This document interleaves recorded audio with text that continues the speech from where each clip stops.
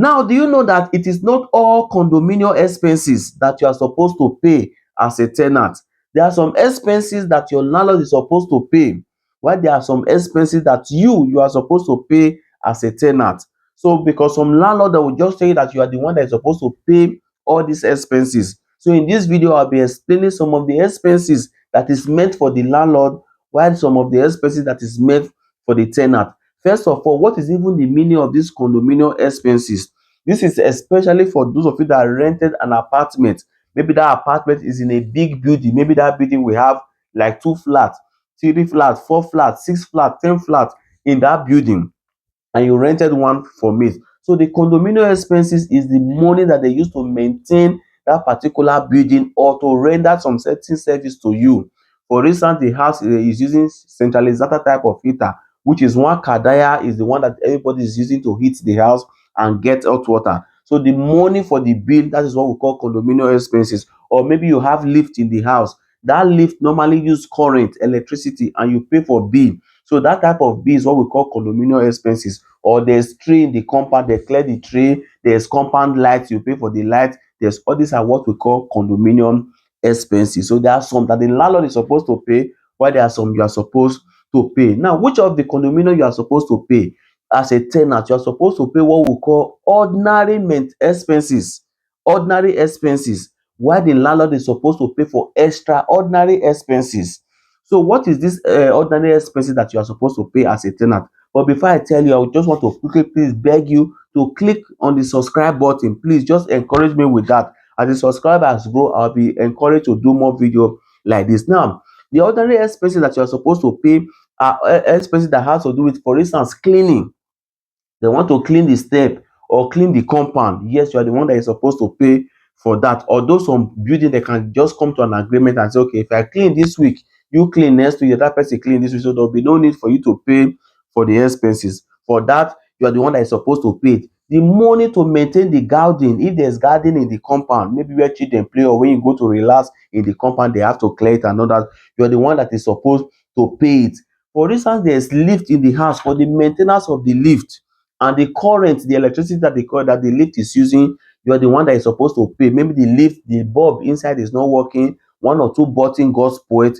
For maintaining that lift, you are the one that is supposed to pay for that particular lift. Then the water that is coming to the house, you're the one that is supposed to pay. The compound light, maybe there's compound in that particular building, and in the night you put on those lights. So all those expenses, you're the one that's supposed to pay. Then the heater, if the heater is centralized type of heater, then if they heat your house or you use hot water, you're the one that is going to pay the bill, because they will share it at the end of the year. So normal general maintenance, just those normal maintenance, you're the one that is supposed to pay.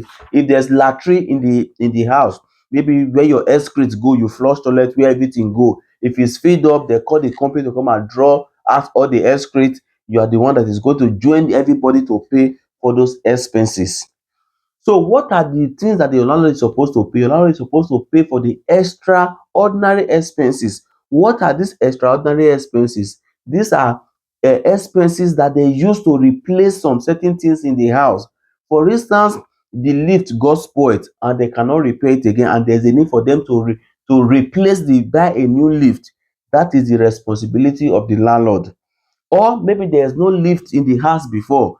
You people just came together and said there's a need for you to put lift in this house. For them to install new lift, that is the responsibility of the landlord, not you as a tenant. The most apartments here in Italy have what we call insurance.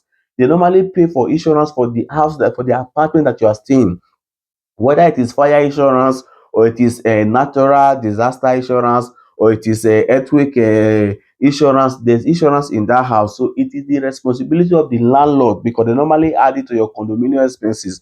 So it is the responsibility of your landlord to be paying insurance for that particular house. Then I said, is it that they want to change something or they want to bring new things? That is the responsibility of the landlord. Like for the heater that I talked about before, if you are using a centralizer type of heater, if the kadaya gets spoiled in that house and they want to buy new one, it is the responsibility of the landlord to pay for new kadaya for the one everybody are using together. Then they want to do renovation. Maybe the house is becoming too old. they want to plaster it and repaint it again. Whether they want to plaster it or they just want to paint it, that is the responsibility of the landlord that will pay it.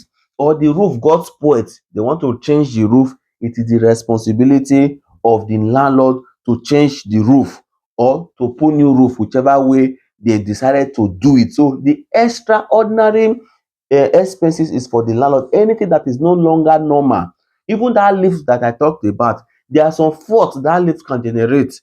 If the money to fix that fault is big, then it is the responsibility of the landlord. So that is how it's supposed to be. The normal main ten ance is for you, while the extraordinary main ten ance is for the landlord. Even the bell in your house that you ring, somebody is downstairs, they will press your bell, it will ring. If that bell gets spoiled and you can no longer repair it, it is the landlord responsibility to come and change it and put new one for you. That is how it's supposed to be. But in some cases, they can also specify it in the contract of house.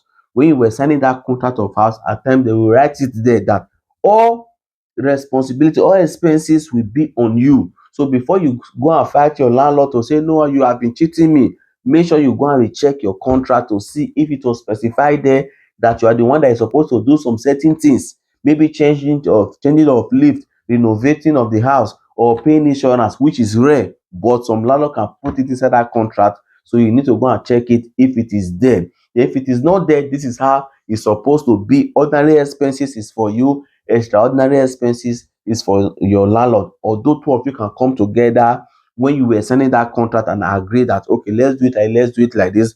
For the heater, for the insurance, for this, I will pay for this. But if you did not do it like that, this is how it's supposed to be. So share this video, and don't also forget to use tap send. That happens to be the best app everybody are using to send money now to Nigeria. If you put my promo code Heroes TV, they will dash you €5 in your first transaction. You can get tap send from Apple Store or from Play Store.